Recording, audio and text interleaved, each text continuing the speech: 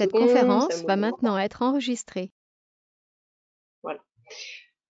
Donc le fonctionnement, hein, quelques points de pratique. Hein, donc je pense que là vous avez tous coupé votre micro, votre webcam si vous voulez, vous pouvez la laisser comme vous voulez. C'est en fonction aussi de votre débit, votre flux de bande passante que vous avez chez vous. Couper la webcam, ça peut peut-être être plus fluide ensuite.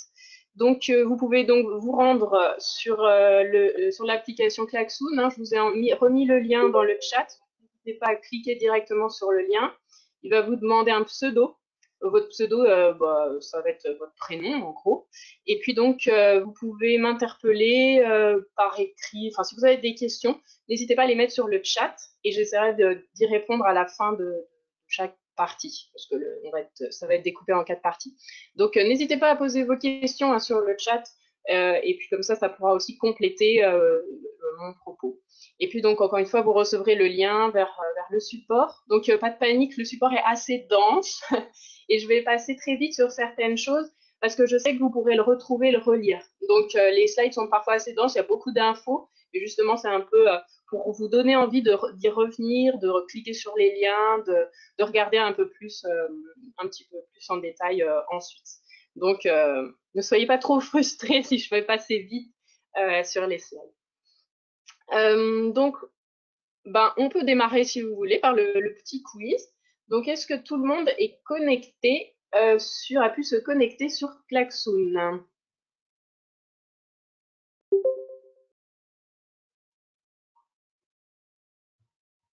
Alors, le principe, je vais lancer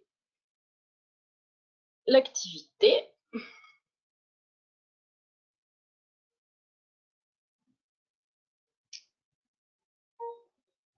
Je vais couper le son.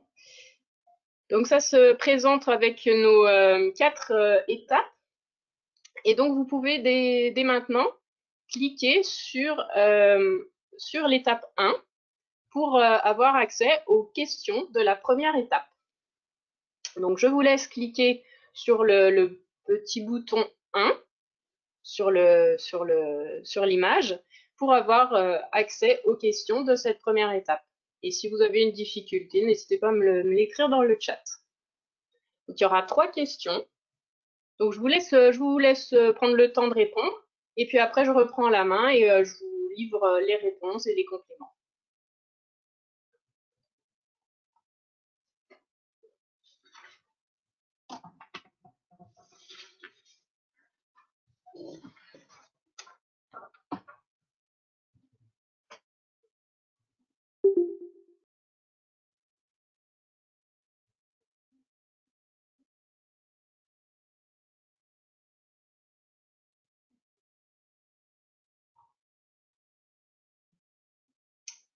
Super. Je vois que certains ont déjà terminé. On attend encore que tout le monde termine. Il faut peut-être un petit peu se creuser les neurones. Mais il y a des choses qui sont aussi dites en ce moment dans les médias, hein, notamment sur l'empreinte carbone. Hein, donc, vous avez peut-être entendu ça dans les médias.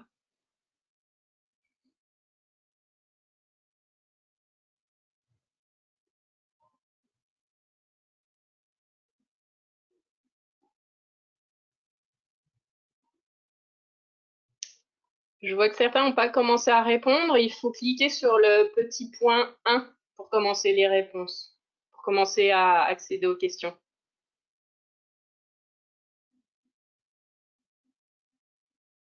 Ah, Cathy, notre responsable administrative qui est là aujourd'hui avec nous. D'ailleurs, si vous avez des questions administratives à poser, n'hésitez pas, c'est Cathy. Elle a déjà répondu, elle a tout faux.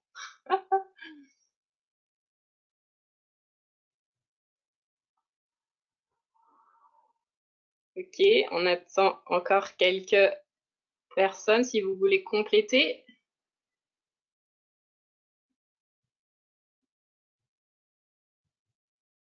Je pense qu'il y a des gens qui sont connectés en double aussi, donc je pense qu'on a tout le monde là.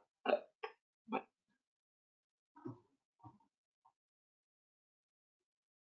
Ok, alors, eh ben, je vous livre les réponses, du coup. Hop, je reviens à ma présentation.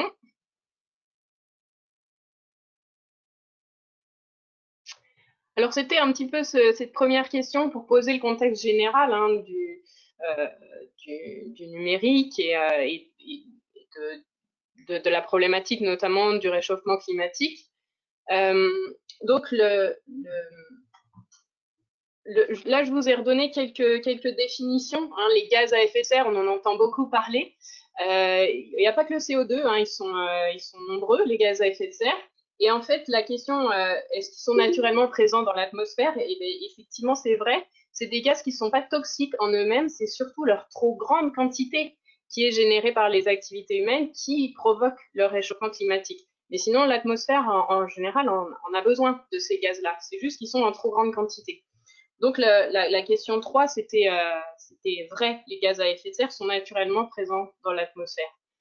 Un petit mot aussi sur le GIEC, on en entend beaucoup parler, ce GIEC dans tous les médias, c'est le groupe d'experts intergouvernemental sur l'évolution du climat qui essaye.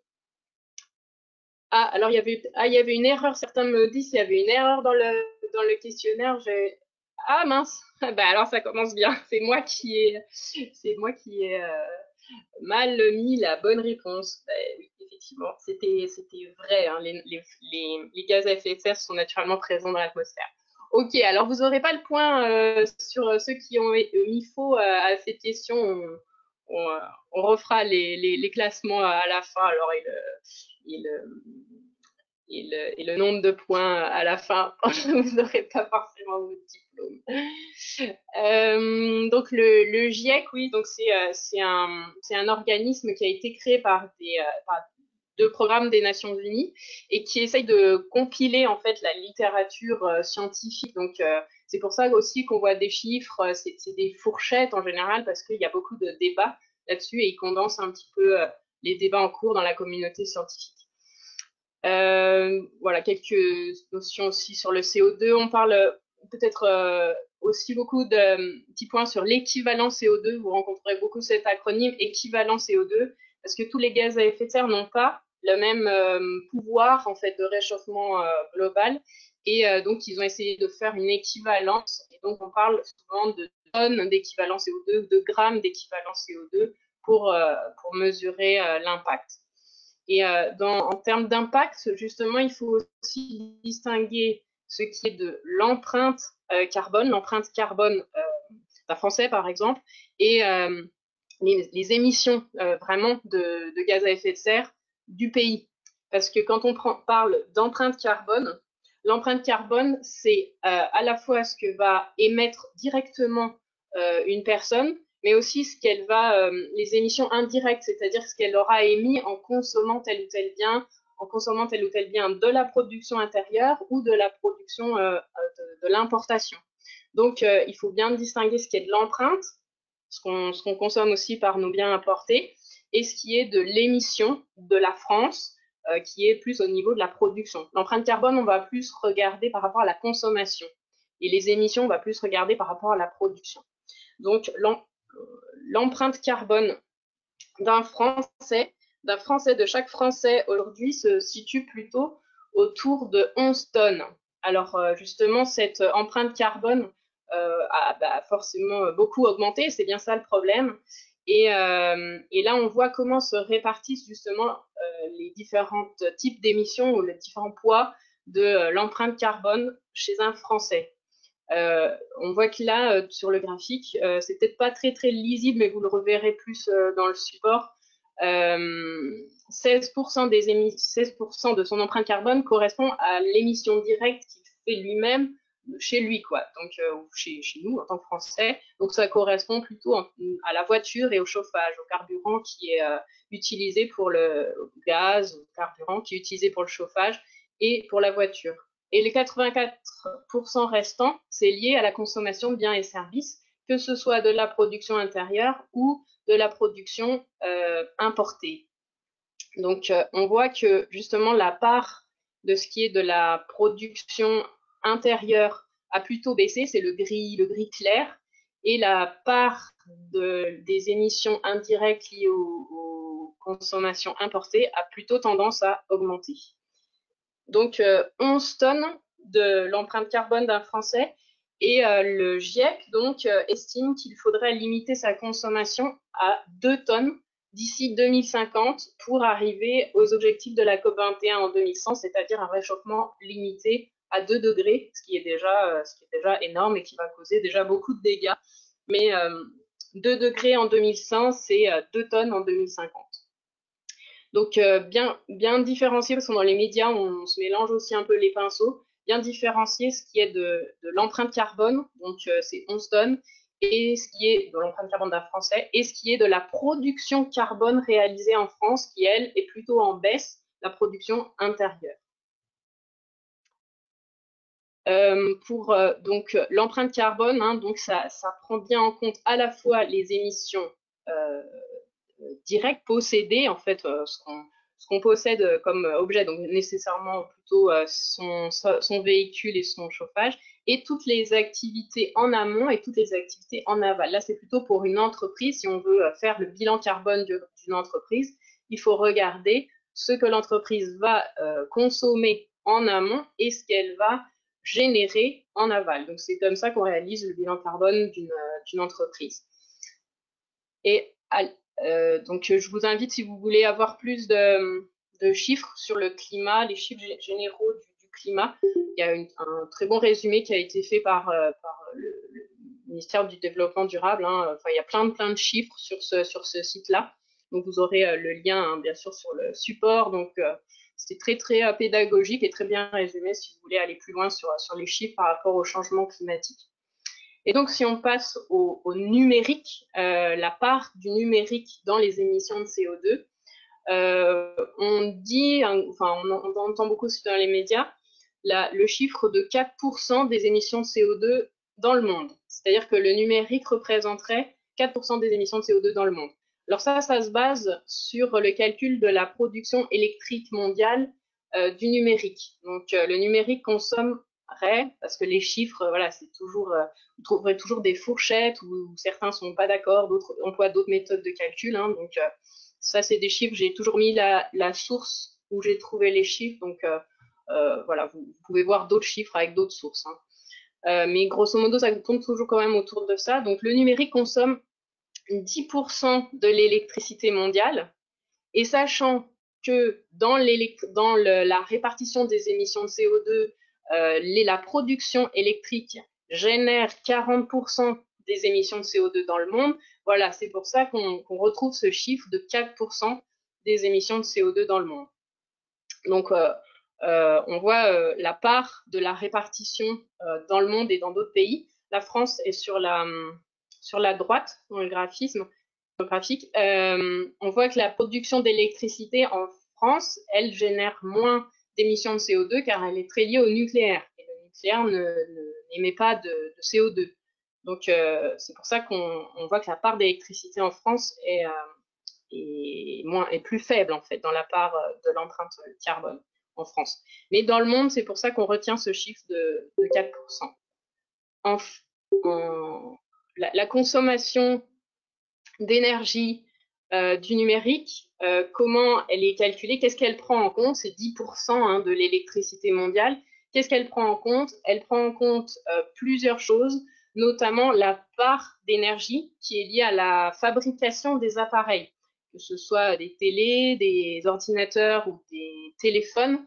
45% quand on dit le numérique consomme 10% de l'électricité mondiale, de ces 10%, 45% vient de l'énergie consommée liée à la fabrication des appareils, au moment de leur fabrication. Donc, ensuite, il faut considérer 20% qui est lié à l'usage de vos appareils. Quand vous les branchez dans votre prise, quoi, vous allez consommer de l'électricité. Donc ça, c'est les 20% du camembert vert consumer. Ensuite, il y a 16% liés au réseau, pour faire fonctionner les réseaux. Il faut aussi de l'électricité. Et donc c'est 16%. Et pour faire fonctionner les serveurs, les hébergements des sites web et des applications et des données et des vidéos, ça représente 19% de l'énergie nécessaire pour faire fonctionner le numérique.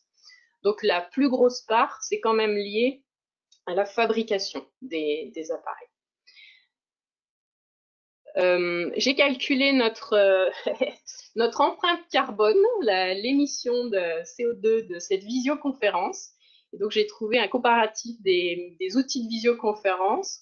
Et il se trouve que GoToMeeting est un des moins impactants. On a de la chance, c'était pas trop voulu, mais c'était un hasard. Et donc, j'ai calculé, dans le calcul de l'émission carbone de notre visioconférence, ça inclut à la fois la dépense énergétique que je vais dépenser parce que j'ai branché mon ordinateur à la prise, ou vous aussi, parce que vous allez devoir recharger votre téléphone, recharger votre ordinateur, et la consommation des données échangées. Alors évidemment, si on est seulement en audio ou avec du vidéo, avec de la vidéo, avec du partage d'écran comme je fais là, bah, c'est plus gourmand en énergie. Donc notre webinaire aujourd'hui, il aura eu un impact de 18 grammes d'équivalent CO2. Alors on parle souvent de CO2, hein, mais c'est d'équivalent CO2, toujours l'outil de mesure, enfin l'unité de mesure, c'est l'équivalent CO2, 18 grammes de CO2 par personne. Pour vous donner un ordre d'idée, en comparaison de la voiture ou du train, si j'avais dû me rendre en présentiel à Nantes, par exemple, j'habite au Mans, enfin à côté du Mans, j'aurais mis 2 kilos moi seule. Hein, donc ça compte pas aussi tous les autres participants, vous tous, qui auraient dû faire le trajet jusqu'à Nantes. Donc j'aurais mis 2 kilos de CO2 en train et 100 kilos de CO2, à peu près entre 70 et 100 kilos, parce que ça varie en fonction des chiffres, de CO2 en voiture. Donc il est évident là que les impacts en termes de CO2 du numérique sont quand même beaucoup moindres que les impacts de la voiture. Donc, c'est pour ça que je voulais vous donner quand même ces échelles de proportion, parce qu'on parle là on va beaucoup parler du numérique, etc., mais il faut quand même remettre le numérique dans son champ, en fait, hein, voilà, dans un effet d'échelle. Vous verrez sur l'ADEME, l'ADEME a fait un superbe outil pour calculer son empreinte carbone. Donc ces fameux 11,2 tonnes de CO2 par an en moyenne. Hein. Le plus gros poste émetteur, c'est l'alimentation, en général chez un Français, le transport et le logement. Le numérique, c'était la question 2 du quiz. Le numérique, ça représente qu'environ 0,5%. Donc voilà, les grandes proportions, et ça correspond justement à ce que je vous disais tout à l'heure sur l'impact de notre webinaire. Le plus gros impact, si j'avais dû me déplacer en présentiel, ça aurait été le transport, ce qui est assez logique et ce qui est assez cohérent avec ce graphisme. Donc la question 2, c'était plutôt 0,5%. Encore une fois, après, ça dépend des calculs. Ça, c'est le calcul que j'ai trouvé sur l'ADEME, sachant que la consommation électrique en France est moins productrice de CO2 à cause du nucléaire. Donc, c'est aussi pour ça qu'on a des chiffres peut-être moins élevés que des chiffres par rapport aux chiffres mondiaux. Donc, on parle souvent de l'émission de CO2 du numérique, et donc on a vu que l'émission de CO2 du numérique, c'était quand même pas une part très importante. Mais l'émission de CO2, c'est pas que le seul critère d'impact environnemental. Il y a plein d'autres problématiques environnementales que pose le numérique.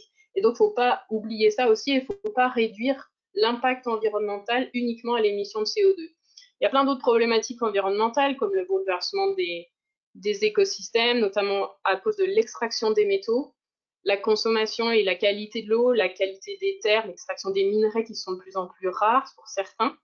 Et puis, la production d'énergie, c'est pas neutre non plus. Certes, le nucléaire n'émet pas de CO2, mais il y a bien d'autres problèmes également. Donc, on gardez en tête qu'il n'y a pas que les émissions de CO2 sur lesquelles le numérique peut être comparé aux autres activités. Voilà pour ce petit... oui, il y a aussi j'oubliais aussi, il y a bien sûr, si on parle de durable, il y a les problématiques environnementales, mais il y a aussi d'autres problématiques plus sociales et politiques. Les conditions de travail dans lesquelles sont fabriqués les appareils, les facteurs géopolitiques, les facteurs aussi sanitaires et psychosociaux, la sédentarité. Voilà. Donc le numérique pose aussi plein d'autres problèmes que seulement sa dimension environnementale. Mais il résout aussi beaucoup de solutions. Donc tout ça, c'est tout ça, c'est un équilibre. Mais quand on parle de numérique durable, il faut aussi regarder les autres impacts autres que environnementaux.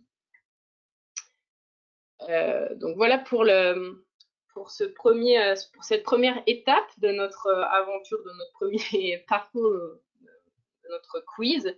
Et donc je vous propose maintenant une deuxième étape sur le choix ou le non-choix des équipements, en tout cas donc sur cette part très importante de l'énergie du secteur numérique qui est la fabrication des appareils. Donc vous pouvez retourner sur Klaxoon et moi je vais vous activer l'étape 2. Alors là ça rame un peu chez moi. Je vais couper ma caméra parce que ça rame.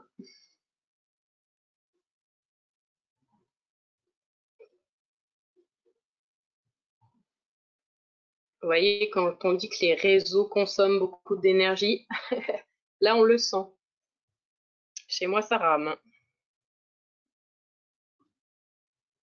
Voilà, donc vous pouvez cliquer sur le bouton 2 de l'étape sur Klaxoon pour répondre aux 3 prochaines questions.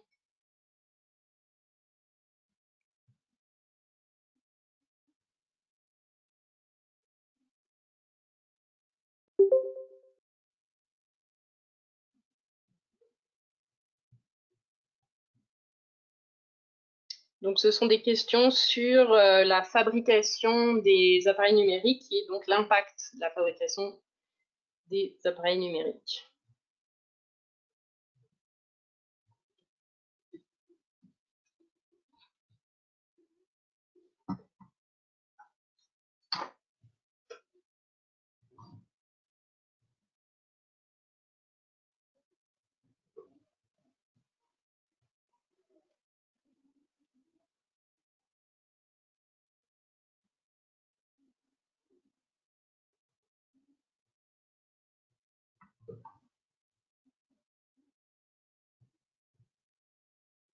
Bon, j'espère qu'il n'y a pas d'erreur cette fois-ci. Hein. J'avais pourtant tout bien relu hier pour voir s'il n'y avait pas fait d'erreur. Donc, j'espère que sur cette partie-là, il n'y en aura pas.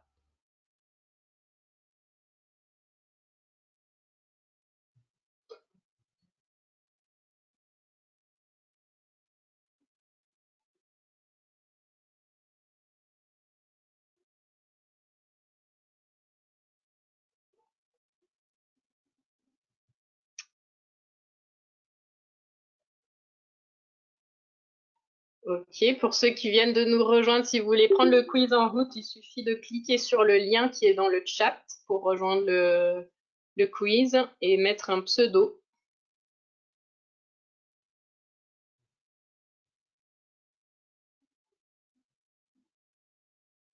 Ok, il y a encore quelques personnes qui n'ont pas terminé.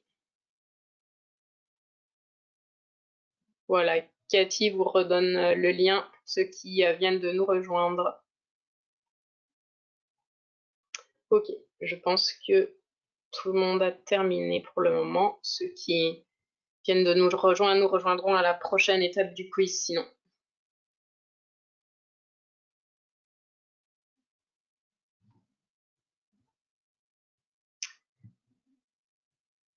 Donc pour les réponses, eh bien, le nombre d'objets électriques et électroniques est en augmentation. Je crois que ça, c'était pas une question. Non, c'était pas une question, ça. J'avais hésité à vous la poser comme question, mais je ne l'ai pas mis en question. Ça aurait été une bonne question. C'est en moyenne, un Français dans son foyer posséderait 99 équipements électriques. Alors, ils ont calculé tous les appareils électriques du plus petit au plus gros, quoi. Donc, ça va du four à la vaisselle au réfrigérateur en passant par le rasoir et tous les petits bidules électriques. Donc, ça prend pas en compte seulement les matériels électroniques, là, hein, c'est tout électrique compris. Et en termes d'objets connectés, parmi eux, il y a les objets connectés, et donc les prévisions pour 2022, ce serait 50 objets connectés dans un foyer de 4 personnes. Alors, c'est une moyenne et une estimation. Mais en tout cas, ce qu'il faut retenir, c'est que le nombre des objets électriques et électroniques augmente. Et donc, du coup, aussi l'impact en termes de fabrication de ces appareils. Donc, il y a une très forte croissance, surtout des smartphones, ça ne vous aura pas échappé, hein, c'est plus 11% de smartphones en circulation depuis 2020, enfin jusqu'à aujourd'hui, entre 2017 et 2020, et une fréquence de renouvellement qui est en moyenne de 2 ans. Donc ça, c'était la réponse à la question, à une des questions, la question 3, je crois. C'était les utilisateurs de smartphones le renouvellent tous les 5 ans. Non, c'est beaucoup plus souvent. C'est en moyenne tous les 2 ans, un smartphone est renouvelé. Donc, augmentation du nombre de smartphones, augmentation du nombre d'objets connectés. Ça ne vous aura pas échappé non plus qu'il y a de plus en plus d'objets connectés.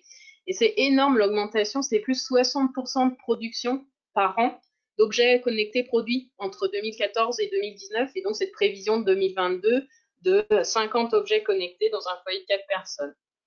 Et donc, les objets connectés du quotidien, les voitures connectées, toute la domotique, les enceintes, l'électroménager connecté. Enfin, aujourd'hui, beaucoup de choses se transforment en appareils connectés. Et puis, dans les objets connectés, on les oublie aussi souvent. Il y a aussi les objets industriels connectés. L'industrie, la logistique, etc. se dotent de plus en plus d'objets connectés.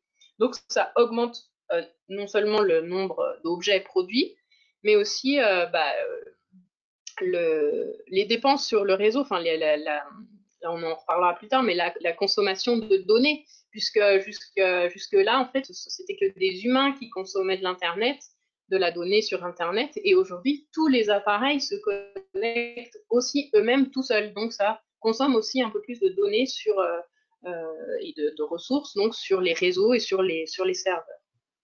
Donc, augmentation du nombre d'appareils électroniques et la production de ces appareils électroniques, c'est pas neutre. Alors, pas neutre déjà en termes d'émissions carbone. Par exemple, pour une télé ici, là, tout au long du cycle de vie, on voit donc que ça émet aussi de l'énergie, donc de l'équivalent carbone.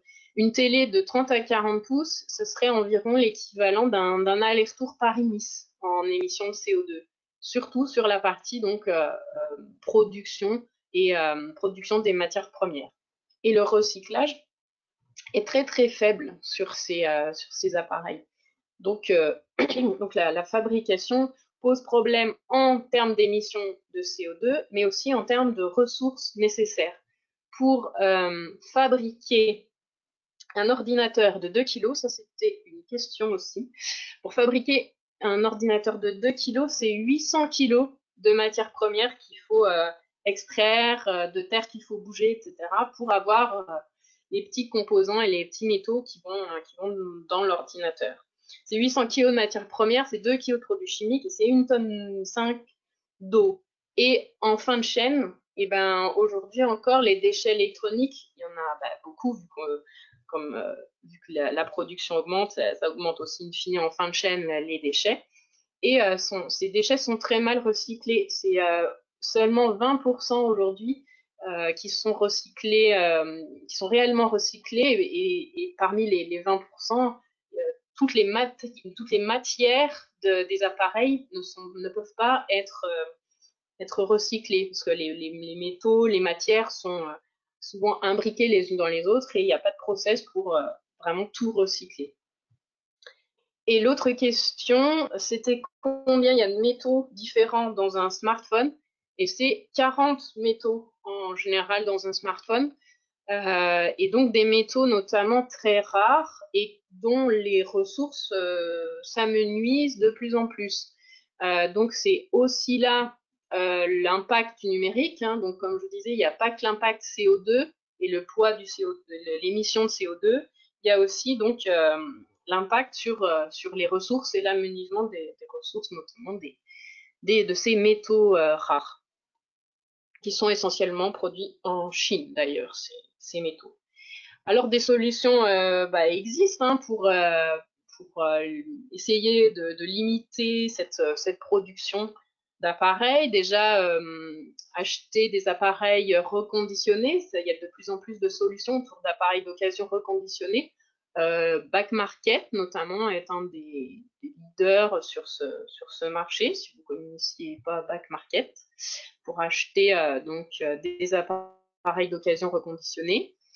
Réparer aussi, c'est aussi une autre solution. Et puis, Greenpeace a fait un rapport a essayé d'évaluer les grandes marques d'électronique par rapport justement à des paramètres de pollution liés à l'énergie, aux ressources utilisées. Donc, je vous donne le lien si vous voulez aller voir. Le Fairphone se place bien, mais c'est pas non plus parfait. Donc, il n'y a pas vraiment. En fait, quand on choisit un appareil électronique, c'est un peu le moins pire, quoi. Donc, c'est ce qu'ils ont un peu dit dans leur rapport. Quelles sont les marques les moins pires.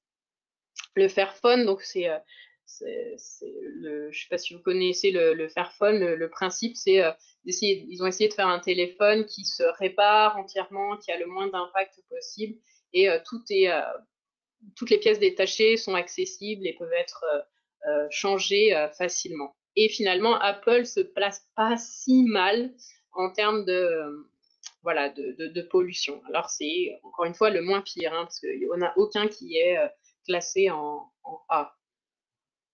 Et puis réparer, hein, donc ça peut être aussi une solution. Il y a des plateformes aussi qui peuvent exister d'entraide. Une plateforme comme Spareka vous permet d'acheter des pièces détachées et de vous faire aider à la réparation d'appareils. Alors ça vaut pour tous les appareils électroménagers.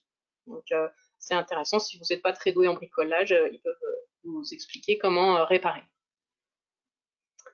Voilà un petit peu sur la production hein, des appareils. Hein, je vous trace ça à grands traits. Hein, donc, vous retrouverez tous les liens hein, si vous voulez aller plus loin. Donc, la production des appareils, c'est 45% de l'énergie. Là, on va aborder maintenant l'usage des équipements numériques et donc ce qu'on branche à la prise, enfin, notre consommation électrique, la consommation électrique des appareils qui représente 20% de l'énergie du secteur numérique. Donc, on aborde cette troisième étape avec cette troisième partie de quiz. Donc, vous pouvez retourner sur Klaxoon pour répondre aux trois autres questions sur l'usage électrique des équipements.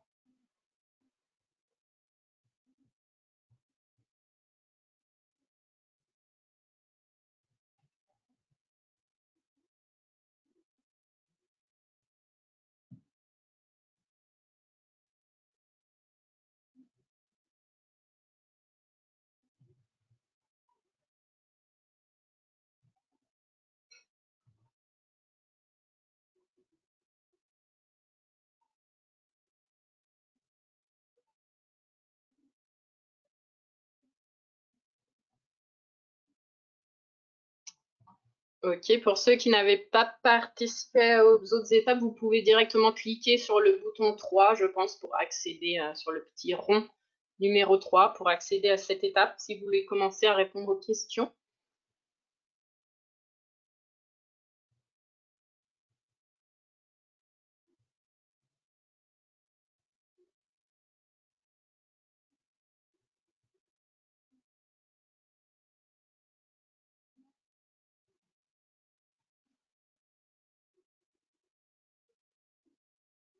Ouais, on attend encore que tout le monde réponde.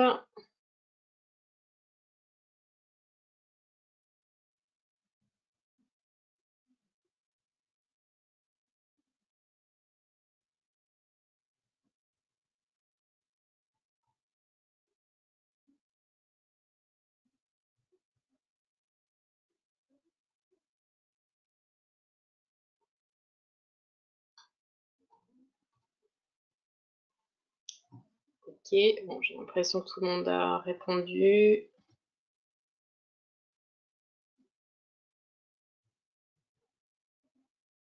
Ok.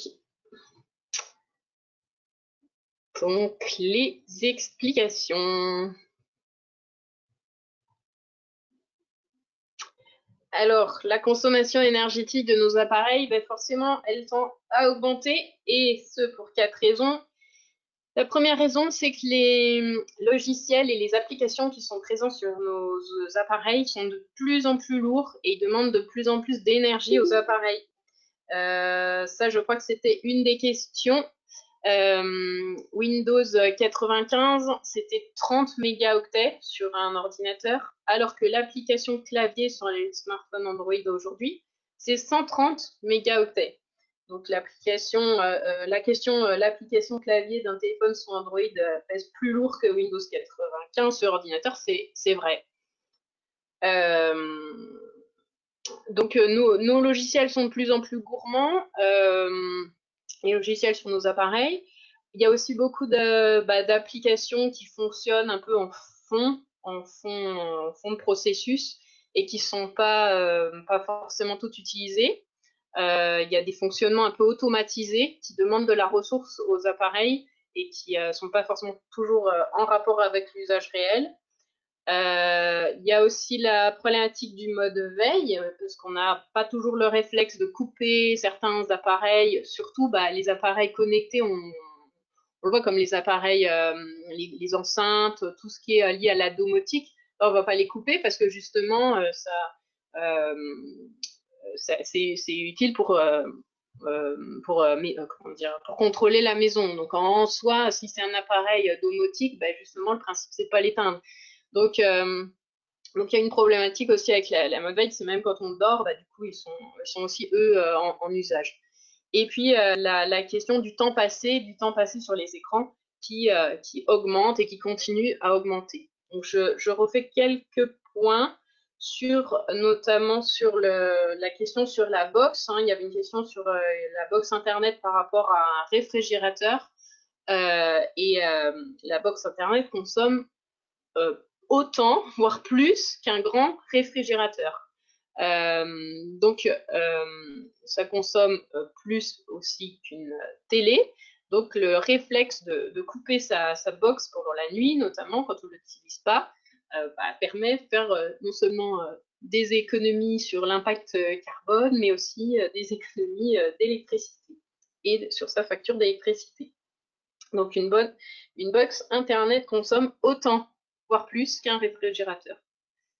Et puis le temps passé sur les écrans, c'était une des questions. Le temps journalier passé sur les écrans par les adultes en France a augmenté de 2 heures depuis 2006. Je crois que le chiffre date de 2018. Donc on est plutôt aujourd'hui à 5 heures par jour sur les écrans pour les adultes, et les enfants, c'est plutôt autour de 4 heures, et ça a augmenté de 1 heure en 10 ans. Alors 5 heures. Une question, est-ce que ça prend compte l'utilisation professionnelle ou juste de loisirs? Je pense que ça prend en compte l'usage professionnel. Mais comme c'est une moyenne, il y a beaucoup de gens dans leur profession qui n'utilisent pas forcément un écran. Je me suis aussi posé la question, hein. Mais en fait, comme c'est une moyenne, il y a, je sais pas, les infirmières, les livreurs, les agriculteurs, eux, dans leur vie professionnelle, ne vont pas beaucoup passer de temps sur les écrans. Donc, ils font baisser un peu la moyenne. Donc, je pense que c'est une moyenne qui comprend tout. Alors, ceux qui travaillent comme moi devant un écran toute la journée, hein, moi j'ai été un peu étonnée aussi de ce chiffre qui est pas plus élevé que ça, mais comme c'est la moyenne, je pense que ça se tient, quoi. C'est assez cohérent. En tout cas, Ça augmente et c'est ce qu'il faut c'est la fin du message. Et oui, avec le télétravail, sûrement que la moyenne va exploser, effectivement. La moyenne va peut-être augmenter. Ça, on va surveiller ces chiffres. Et puis l'autre facteur aussi, c'est que c'est déclaratif, je pense.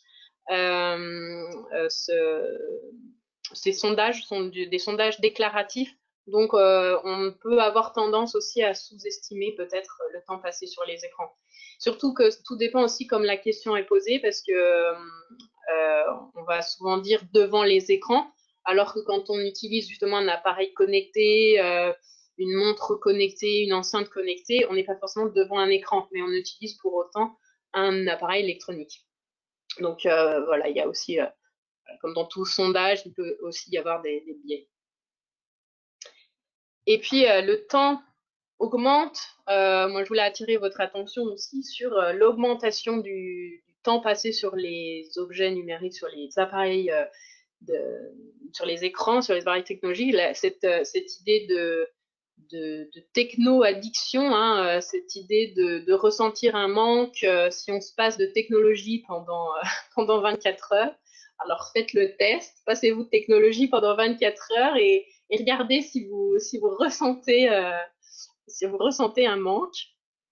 Alors Nathalie, le chat, oui, si vous coupez la box en tant qu'hébergement touristique, si vous coupez la box Internet, vous recevez plus les notifications et les réservations de dernière minute. Oui, effectivement, comme c'est un peu un équilibre, hein, tout ça. Donc, c'est après à vous de voir ce qui est possible ou pas de faire. Donc, je reviens sur l'usage passé sur les écrans.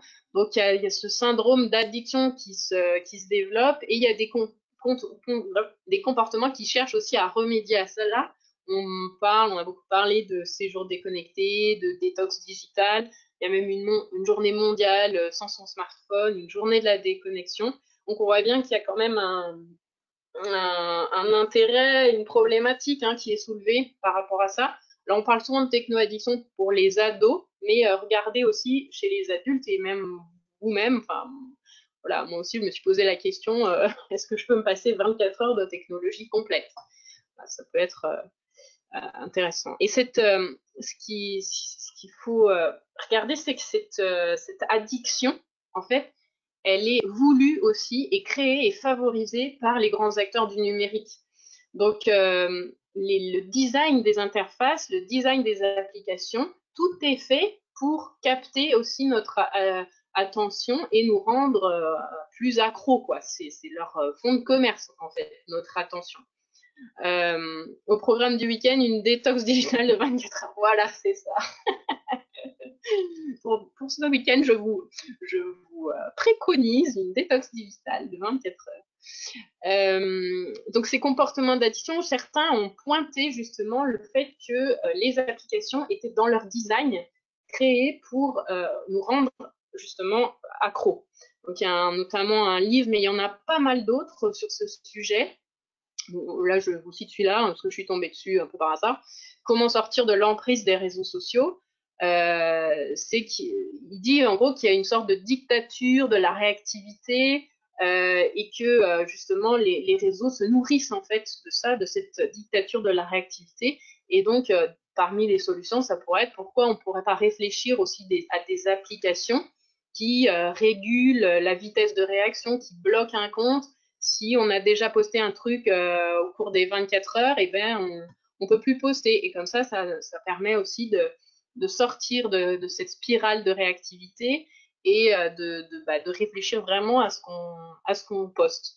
Donc, addiction aux technologies, c'est un sujet qui est beaucoup traité et notamment le fait que les acteurs numériques vont chercher à capter notre attention au plus possible. Et ça va augmenter cette recherche de capter notre attention justement par le nombre d'objets connectés. On l'a vu tout à l'heure, le nombre d'objets connectés dans la maison et qui augmente. Les interfaces, on appelait ça jusqu'à présent des interfaces attentionnelles. Maintenant, on est passé à des interfaces hyper attentionnelles. Enfin, voilà, c'est une surenchère pour essayer de capter notre attention. Et les objets commandés par la voix demandent aussi de l'attention parce qu'il faut les interpeller comme on interpellerait une personne et donc vont demander de l'attention. Ce sujet de l'attention, si ça vous intéresse, il y a vraiment des super bouquins sur cette idée d'une écologie de l'attention, de sortir de cette spirale où on nous pompe notre attention et qui justement milite pour que l'attention soit considérée comme un bien commun au même titre que l'air ou que l'eau. Donc voilà, il y a deux très bons bouquins pour l'écologie de l'attention et Contact de Matthew Crawford.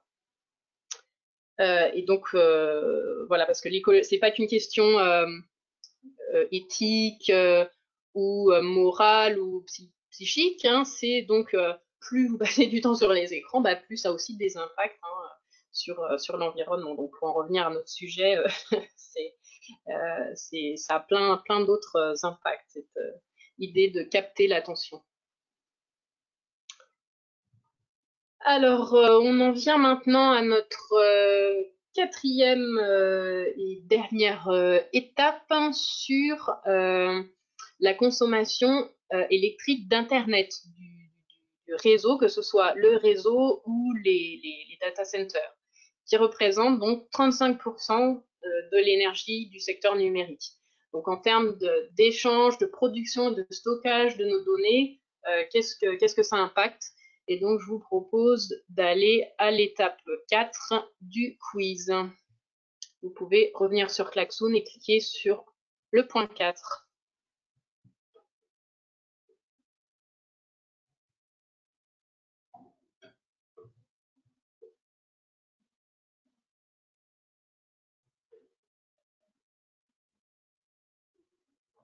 Ah, alors, zut, parce que le chat, ça m'arrive furtivement.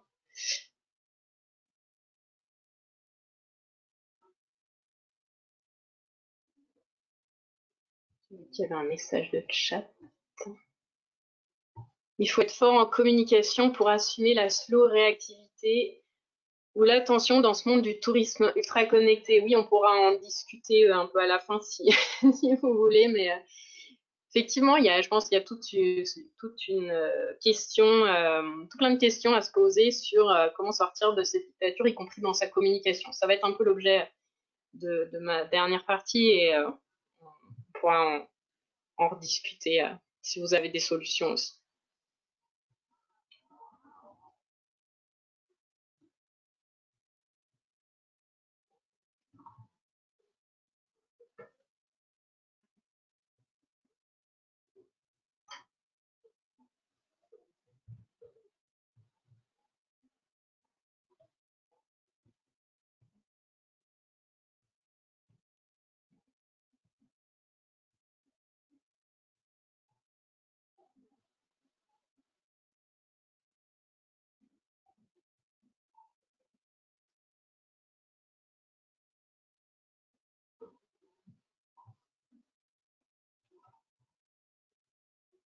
Oui, la première question est un petit peu plus longue que d'habitude parce qu'il faut ordonner les pratiques. Donc,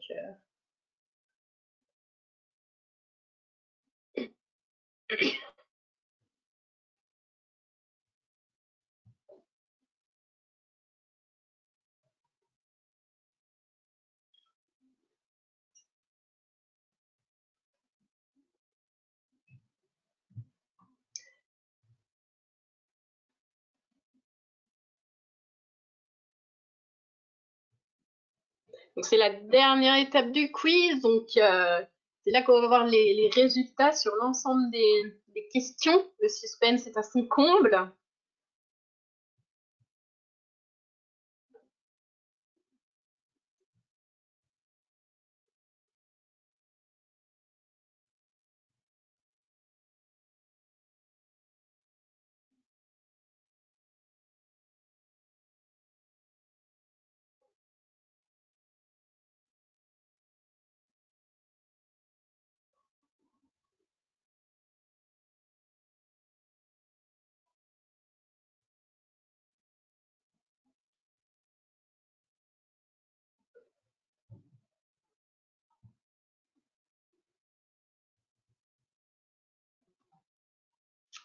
Alors, est-ce que tout le monde a répondu? Je voudrais pas squeezer ceux qui sont en train de répondre encore.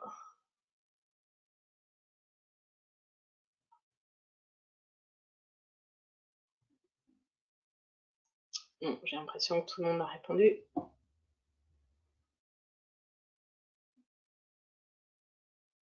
Ouais. Bon, vous êtes prêts pour le classement? Alors, roulement de tambour.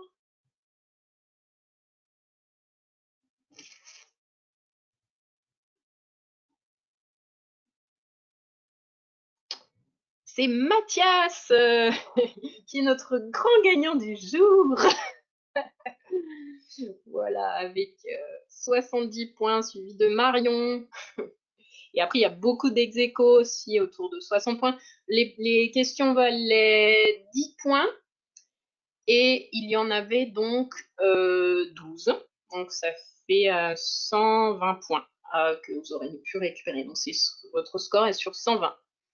Donc 70 sur 120, bah c'est super. Voilà, je défile un peu le classement si vous voulez voir votre classement, mais je pense que vous avez sur Klaxoon, vous, votre score final. Alors, sachant qu'il y avait la réponse numéro 1 là, qui a faussé un peu, enfin, la question sur laquelle je m'étais trompée, qui a faussé un petit peu le résultat. Donc, j'en suis désolée. Rajoutez-vous 10 points pour ceux qui avaient la bonne réponse sur les gaz à effet de serre. Voilà. Voilà un petit peu le classement. Alors certains, oui, c'était des mots de passe, des connexions en double, hein, je pense, sur la fin. Donc, voilà le classement. Bon, bah, bravo à Mathias. Je n'ai pas de lot, hein. Désolée. C'était juste pour le fun. Et puis, on passe donc aux explications de cette quatrième partie. Donc la consommation des données, bah, c'est comme tout, c'est comme les objets, c'est comme notre usage sur les écrans, c'est un peu corrélé, ça augmente de 25% par an, la consommation de données et l'échange de données sur les réseaux. Et c'est surtout lié à la vidéo en streaming. Donc dans l'ordre des pratiques, donc c'était la question sur ordonner les pratiques. La première, bah, c'est la vidéo en streaming, 67,4%, hein, c'est le chiffre de droite, c'est un petit peu flou là, désolé, c'est une capture d'écran. Donc la vidéo en streaming, c'est 67,4% des données échangées sur les réseaux. La télévision et la vidéo à la demande, c'est 14,5%. Le web, la data, la consultation classique en fait de mail, d'échange de mail, de consultation de page web, c'est 11%. Le partage de fichiers, ça représente 3%. Et les jeux en ligne, ça représente 4%. C'est d'abord les jeux en ligne et ensuite le partage de fichiers. Voilà un peu pour les ordres de grandeur. Donc c'est la vidéo en streaming qui augmente et qui impacte le plus.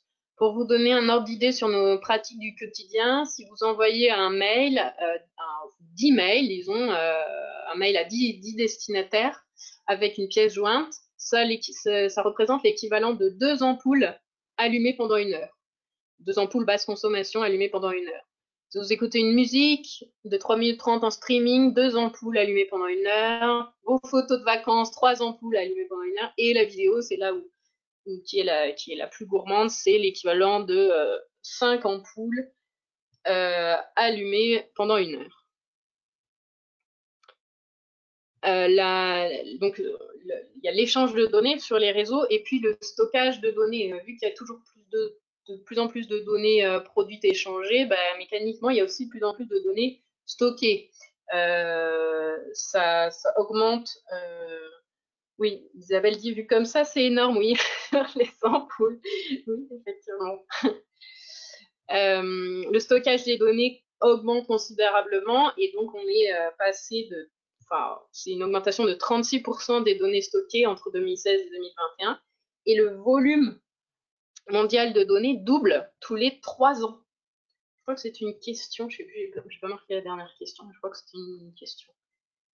Voilà, 90% des données mondiales datent d'il y a moins de 2 ans. Donc, c'est vraiment exponentiel, hein, la production de données. Et nous avons produit autant d'informations de l'aube de l'humanité à 2003 que de 48 heures, en 48 heures de nos jours, quoi. Donc, la production de données, c'est quelque chose d'énorme. Alors, bah, justement, une des bonnes pratiques, hein, c'est de faire le ménage régulièrement et de pas trop stocker de choses en ligne, quoi. Et surtout si c'est des documents qui nécessitent d'être conservés tout au long de votre vie, ou parfois le papier est moins impactant que de garder des documents en ligne. Donc, faire le ménage régulièrement, hein, ça c'est une bonne pratique d'hygiène numérique. Alors, il y a des outils comme CleanFox, je vous cite CleanFox par exemple, qui vous aide à nettoyer votre boîte mail et à supprimer vos newsletters non lus, mais bon, c'est gratuit, et donc, enfin, c'est gratuit, c'est jamais gratuit quand c'est gratuit, donc en contrepartie, il récolte aussi vos données par rapport à vos emails. Donc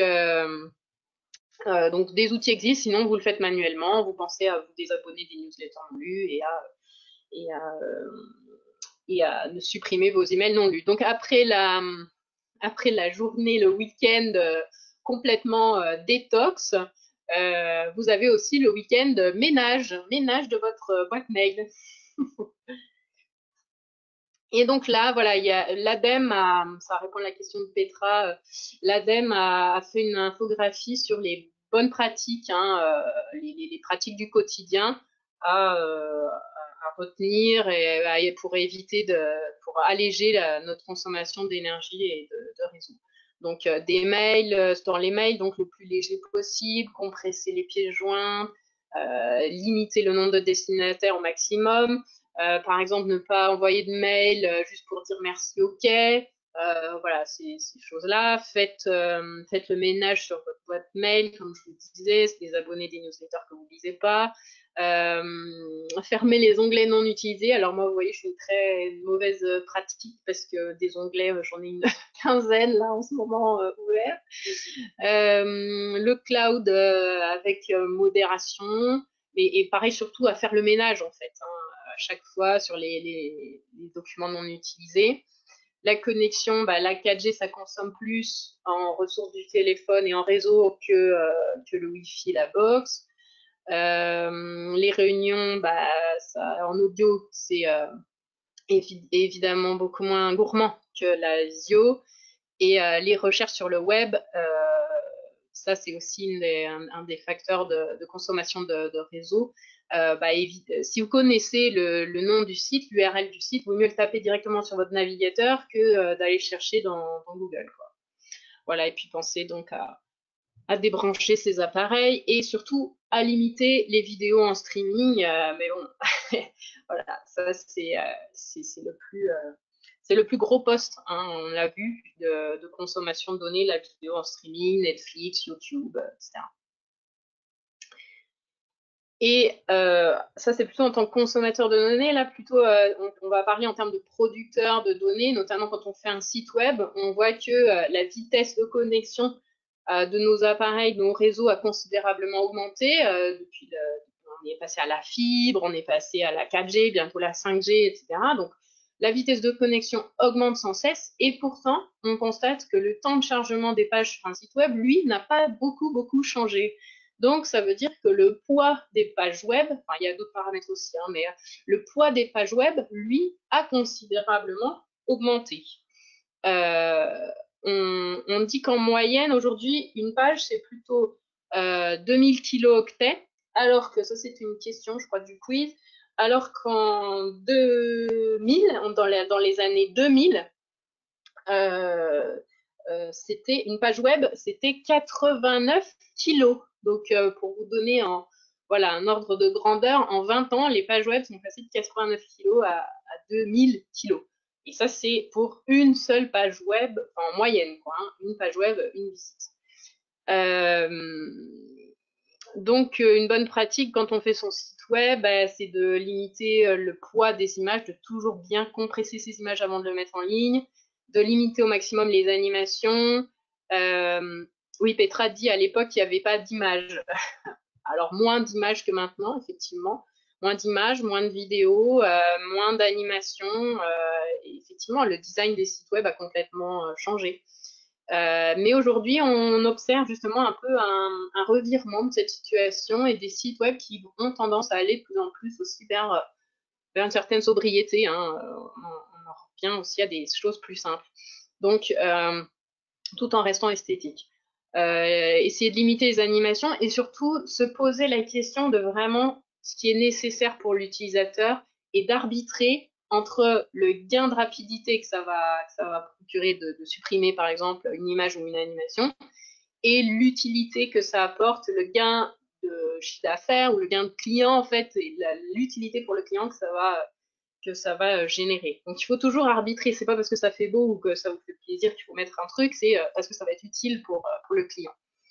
Et la rapidité, bon, il y a cette question de, forcément c'est moins gourmand en réseau, mais aussi plus un site est léger, plus il est bénéfique pour l'utilisateur. Et le temps de chargement d'une page, hein, vous le savez, si vous avez suivi pas mal de formations de l'Académie Tourisme, pour ceux qui ont fait pas mal de programmes sur le numérique, de formation sur le numérique, la rapidité, c'est un des critères majeurs aujourd'hui de conversion, de satisfaction et même de référencement. Donc la rapidité, c'est pas qu'une question d'impact environnemental.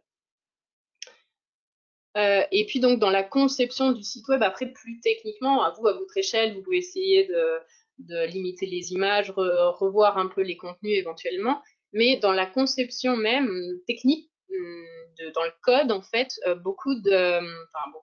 certains professionnels s'orientent vers des pratiques plus responsables avec des techniques qui permettent d'alléger le poids des sites web. Donc Green IT, par exemple, avec le collectif, est un collectif autour de la conception numérique responsable qui aussi essaye de promouvoir un ensemble de critères pour coder les sites web de façon plus légère. Et il y a ah oui, j'y viens, Cécile, je vais répondre à la question. Il y a des pratiques autour d'un label, par exemple, des initiatives, voilà, autour d'un label pour labelliser son site web plus green, voilà, pour respecter certains critères. L'hébergement aussi, hein, et une chose intéressante à regarder, regardez où est hébergé, sur quel serveur est hébergé votre site web. Le plus vert en Europe, c'est sans doute Infomaniac, un hébergeur suisse engagé depuis longtemps sur l'environnement. Mais OVH aussi est un serveur français et qui fait aussi des efforts sur cette question-là. En tout cas, leurs serveurs sont en France. Et c'est un avantage aussi, c'est comme dans tout, hein, de consommer local, moins les données font de kilomètres et moins elles impactent aussi sur les réseaux. Donc Infomaniac, si vous cherchez vraiment un hébergeur vert, et OVH, si vous êtes plutôt dans le consommer local, en gros, quoi. Et il y a d'autres hébergeurs aussi en France. Pour calculer l'impact de son site web, je vous propose deux sites là, de calculateurs, EcoIndex ou Website Carbon, qui va vous dire en fonction du poids, en fonction de l'hébergeur, etc., va analyser un certain nombre de paramètres pour vous donner l'impact de votre page web. O2 Switch, oui, effectivement, on me signale comme hébergeur O2 Switch, qui est aussi un hébergeur français. Donc, pour calculer l'impact carbone de votre site web, et puis vous pouvez aussi sensibiliser, si vous êtes dans cette démarche-là, sensibiliser vos visiteurs à votre site web et à comment est construit votre site web. Là, deux exemples. Hein, sur l'exemple du bas, on vous dit, voyez, cette page, elle pèse que 408 kilooctets, a demandé 26 requêtes. On est conscient aussi de l'impact environnemental du site web. Donc, ça peut être intéressant, ce genre de petites mentions pour sensibiliser les visiteurs aussi, si vous êtes dans cette démarche. Et puis une autre pratique sur le site de Tarn Tourisme, ils ont eux carrément une sorte de bouton en fait sur lequel on clique et on peut afficher le site web dans une version écologique en fait. C'est-à-dire qu'on n'a plus les animations, on a moins de photos, les textes sont optimisés, etc. Donc, ils nous proposent une version écologique comme une version pour les handicaps visuels, comme une version pour les seniors, etc. Donc voilà, c'était la première fois que je voyais ça sur un site web. Apparemment, c'est une application qui fait ça automatiquement et qui est installée sur leur site web. Donc voilà, quelques idées aussi pour sensibiliser les visiteurs sur vos sites web. Et puis, bah, ça va aussi avec l'ensemble des autres pratiques éco-responsables que vous pouvez mettre par ailleurs, parce que si vous axez que sur le site web, ça va un peu tomber comme un cheveu sur la soupe, quoi. Il faut que ce soit en cohérence avec le reste de ce que vous faites, sinon le visiteur va pas trop comprendre si vous lui mettez une mention que votre site web est conçu de façon plus éco-responsable, si par ailleurs vous n'avez pas d'autres initiatives autour de l'engagement éco-responsable. Sinon, c'est un peu voilà, c'est un peu greenwashing quoi, vous voyez. Donc il faut que toutes ces actions-là doivent être en cohérence dans un ensemble d'autres pratiques éco-responsables. Et puis en termes de communication, de promotion, hein, donc consommer local, c'est aussi valable pour le numérique. Il y a des plateformes aujourd'hui locales et éco-responsables qui se développent et qui peuvent être intéressants aussi si vous essayez de capter une clientèle justement sensible à ces questions-là. Alors Fairbooking, hein, qu'on ne présente plus, qui est une plateforme qui a été créée en France, donc pour essayer de revenir à la réservation en direct, des plateformes autour des restaurants, de la restauration durable, d'autres plateformes comme Voyagir, Va Ouvert, Wigo Green, qui est une plateforme bordelaise, Va Ouvert, je crois qu'ils sont en Bourgogne. Voilà, donc des plateformes pour faire pour référencer son hébergement ou son restaurant qui peuvent être voilà, intéressants aussi à regarder. Et puis, dans la communication, c'est un peu ce que soulevait Cécile, hein, c'est comment on évalue aussi sa communication, ses actions de communication, comment on peut essayer de les évaluer autrement. Parce qu'aujourd'hui, on a des indicateurs qui sont basés sur l'augmentation, le pourcentage d'augmentation du nombre d'abonnés, du nombre de partages, du nombre de likes, du nombre de republications, etc. Donc, on est dans une aussi surenchère de quantité d'informations pour être visible, pour être vu, pour occuper l'espace, etc. Donc, attention à l'application de ces recettes marketing qui font qui vous font aller dans une sorte de surenchère d'informations et qui ne vous font pas reposer la question de c'est quoi mon objectif, c'est quoi mon client, quel est le message à poser à mon client, à apporter à mon client, qu'est-ce que je veux dire, et donc revoir aussi les indicateurs de succès de ces actions de communication. Est-ce que vous voulez être vu par 10 000 personnes ou est-ce que vous voulez avoir une interaction plus profonde avec 2-3 personnes qui, eux, vont vraiment devenir vos clients? Donc voilà, c'est le débat que j'ouvre, mais souvent, voilà, c'est aussi ça, quand on parle d'impact du numérique, c'est revoir aussi sa façon de communiquer en fait. Donc, c'est ce que je disais, lutter contre l'infobésité, hein, parce qu'on est vraiment dans une surenchère d'informations, et donc gagner en qualité dans sa communication. Comment vos messages vont vraiment contribuer à vos clients? Qu'est-ce que vous apportez à vos clients? C'est vraiment toute cette question de fond qu'il faut aussi se poser et de réintroduire, comment on réintroduit du sens dans les échanges, qu'est-ce qu'on a vraiment envie de dire et de partager, et donc d'être dans une forme de qualité de la communication plutôt que dans cette course absolue à la quantité de messages et de visibilité postés. Avant de faire cette petite conclusion, je vais regarder les messages de chat. Et donc, si vous avez des questions, et peut-être j'en ai oublié, je vais faire une petite synthèse après. Alors, je reprends un peu les messages de chat. Est-ce que vous avez des questions?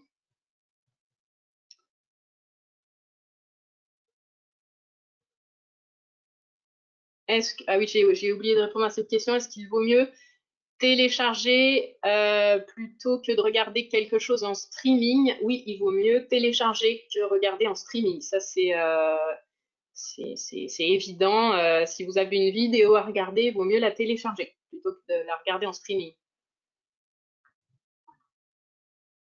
Après, tout dépend aussi comment vous la stockez, combien de temps vous la gardez. Si vous la restockez dans le cloud, bon, ça n'a pas trop d'intérêt.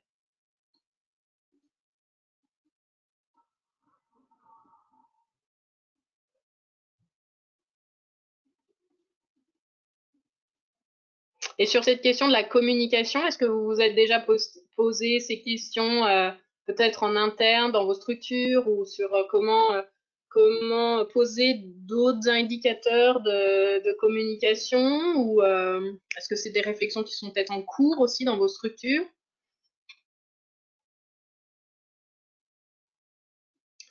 Non, pas de questions.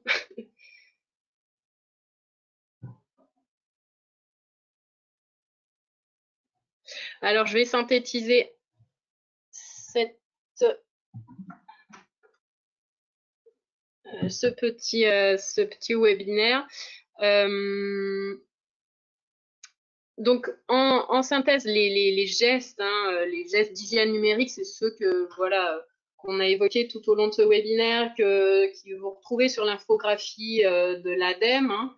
Donc, c'est d'un côté sur les appareils, c'est-à-dire leur production et vos usages, et d'un autre côté sur la consommation et la production de données. Ah oui, c'est en cours. Chez certains, la réflexion est en cours. Bon, super. Donc, sur les appareils et tant dans leur production, dans leur usage, hein, donc c'est penser aux appareils reconditionnés, penser à débrancher les appareils connectés, désactiver les fonctions que vous n'utilisez pas, par exemple le Wi-Fi, le Bluetooth ou d'autres programmes que vous n'utilisez pas. Faire le ménage aussi sur ces appareils, penser à faire retirer les applications non utilisées. Et puis essayer de garder la maîtrise sur son usage des technologies et de résister à cette captation de l'attention que les interfaces essayent d'avoir, quoi. Donc garder un usage raisonnable des technologies voilà, pour limiter aussi l'usage des appareils. Et puis sur la partie consommation et production de données, donc tout ce qui est les pratiques qu'on a vues qui ont été rappelées sur l'infographie de l'ADEME, hein, trier ses emails, ne pas garder les emails inutiles, se désabonner des newsletters, limiter ses requêtes sur Google, limiter sa consommation streaming et penser plutôt au téléchargement, surtout en haute définition, surtout si la vidéo est en haute définition, optimiser son site web, notamment sur le poids des images, en essayant de compresser ces images, privilégier un hébergeur soit local, soit ou éco-responsable, et puis limiter peut-être la surenchère d'informations et de se reposer la question de ce qui est vraiment utile pour le client. Je voulais vous dire aussi que ce débat émerge dans le débat politique aujourd'hui, puisqu'il y a une proposition de loi qui a été déposée par des sénateurs tout récemment, là, le 12 octobre dernier, et dont l'intitulé est qui vise à réduire l'empreinte environnementale du numérique en France. Donc, vous voyez que ce débat commence à vraiment être émergent.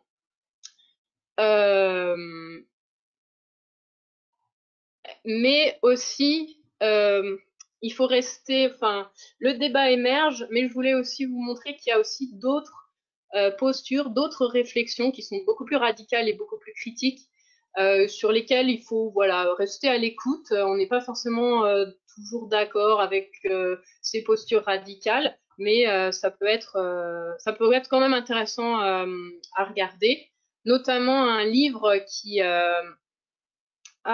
ça bug. Notamment un livre qui critique justement l'alternumérisme, ce qu'ils appellent l'alternumérisme, c'est-à-dire cette croyance de dire qu'un autre numérique est possible. Ce qu'on est en train de dire là, en fait, en ce moment, c'est-à-dire que les éco-gestes, etc., ben oui, le numérique peut être plus éthique, moins impactant, etc. Eux pensent que non, l'éthique dans le numérique n'est pas possible.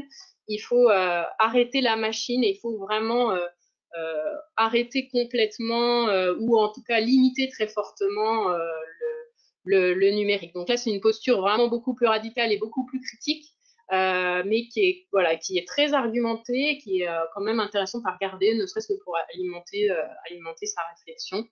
Ce bouquin contre l'alternumérisme ou l'utopie déchue aussi, hein, qui dit que ça fait 40 ans qu'on essaye de proposer des choses par rapport à l'évolution du numérique, que rien ne change, donc du coup, faut tout arrêter. Ça va aussi avec des positions plus radicales dans l'écologie, hein, qu'on voit émerger aujourd'hui, hein, comme Extinction Rebellion,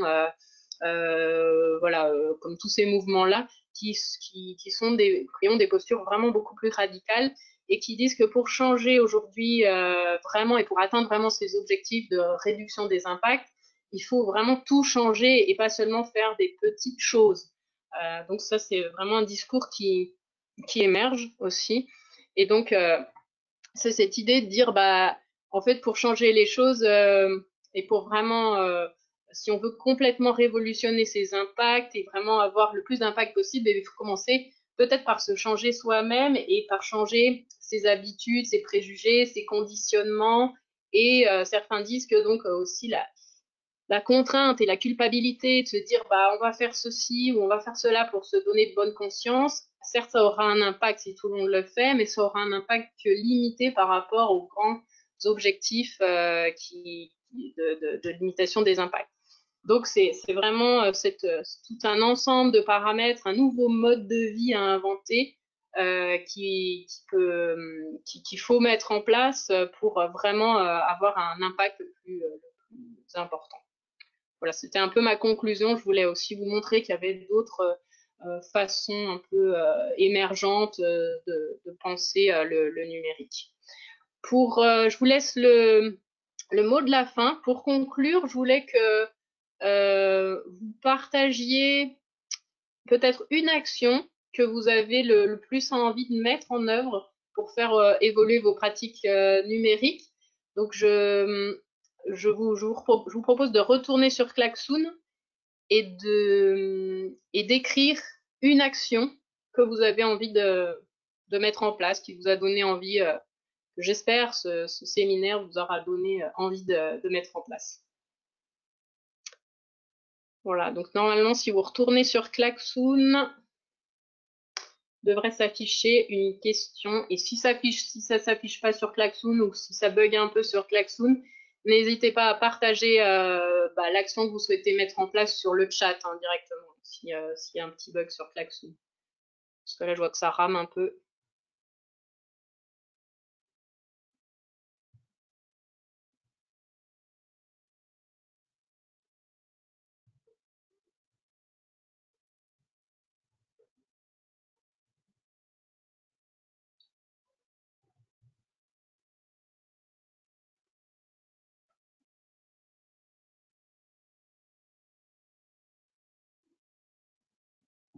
Donc, je vous laisse prendre le temps de réfléchir à l'action que vous souhaiterez mettre en place en premier, la plus simple pour vous à mettre en place.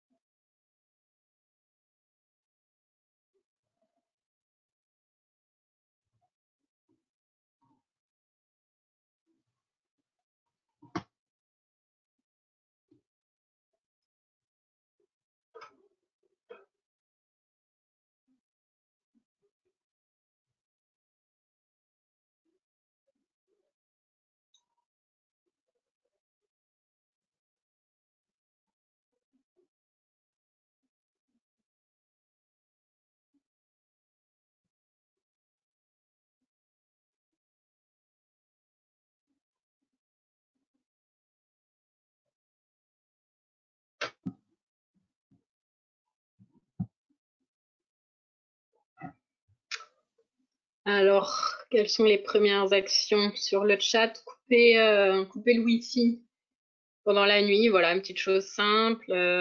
Optimiser son site web, regarder que le créateur du site soit engagé dans des pratiques plus éco-responsables. Tout à fait. Auditer le poids de ces sites web. Ouais.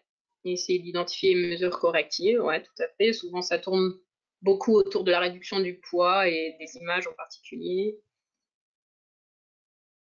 Créer un site écotourisme. Ouais.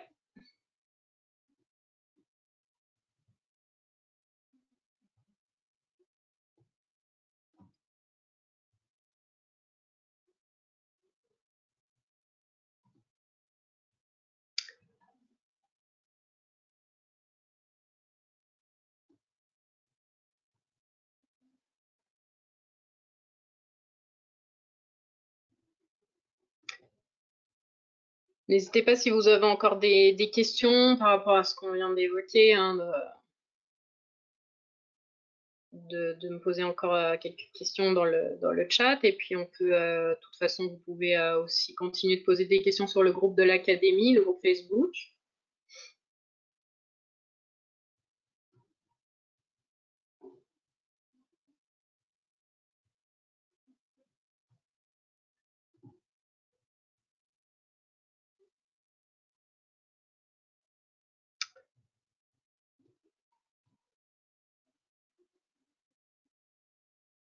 Voilà, Cathy vous a redonné le lien vers le groupe Facebook de l'académie.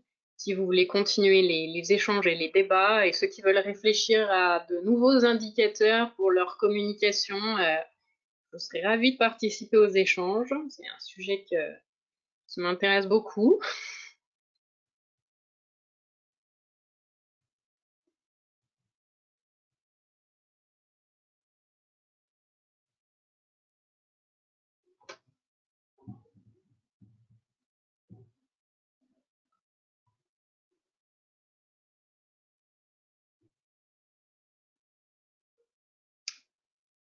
Ok, on laisse encore quelques petites minutes pour compléter votre phrase. On regarde un petit peu ce que vous avez mis. En tout cas, bah, j'espère que ça vous aura donné quand même envie, quelques éléments. J'espère que ça vous aura appris des trucs. En tout cas, moi, j'ai appris plein de trucs en préparant ce séminaire. Et voilà, j'espère que vous verrez votre ordinateur un petit peu différemment maintenant.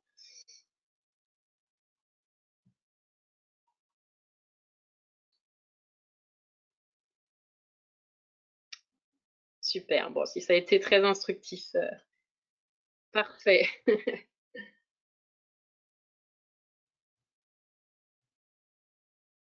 Plus d'infos sur le label Hôtel au naturel de l'Académie.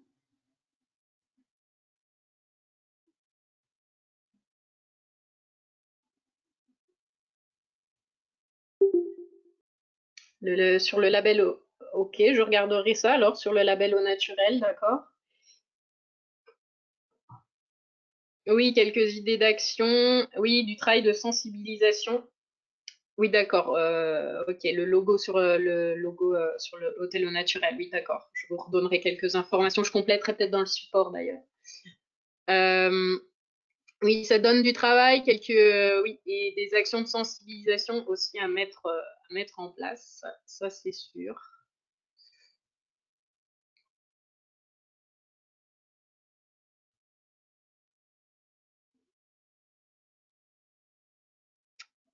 Bon, c'est moins anxiogène, oui, effectivement.